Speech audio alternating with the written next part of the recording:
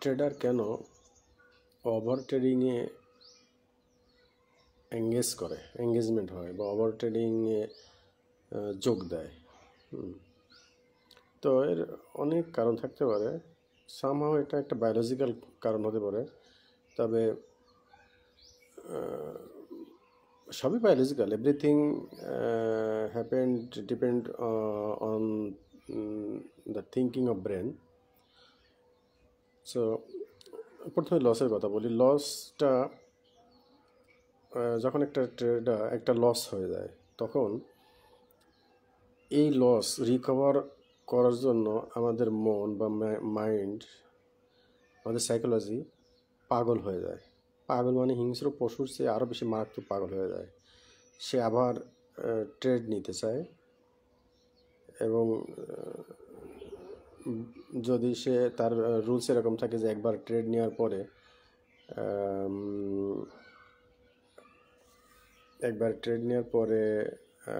Trading platform বন্ধ করতে হবে। তো এরকম কন্ডিশনে রুলস থাকলেও সে বন্ধ করার পরও বারবার চার্ট দেখতে থাকে। সেমভাবে একটা প্রফিট ট্রেড হইলে কি হয়, যখন একটা ট্রেডে প্রফিট হয়ে যায় তখন সে আরও মানে তার ভিতরে লোভ জন্ম নেয়। সে আরও ট্রেড নিতে চায়, আরও প্রফিট করতে চায়। মানে সে ট্রেড নেওয়ার জন্য সে কি বলবো এটাকে, বাংলায় বললে ছটফট করে বা উদ্গ্রীব হয়ে যায়।